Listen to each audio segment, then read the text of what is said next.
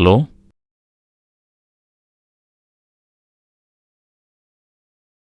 ఇదిగో వస్తున్నా.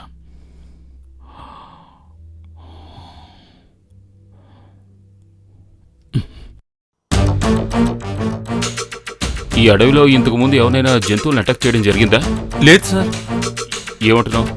అలాంటిదేం జరగలేదు sir.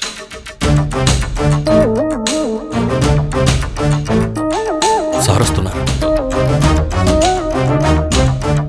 Good morning sir. Sir, ఇతను ఇటువైపు రౌండ్స్ వెళ్తుంటే ఒక చెయ్యి, ఒక కాలు, ఒక తోడ కనిపించాయట. Sir please,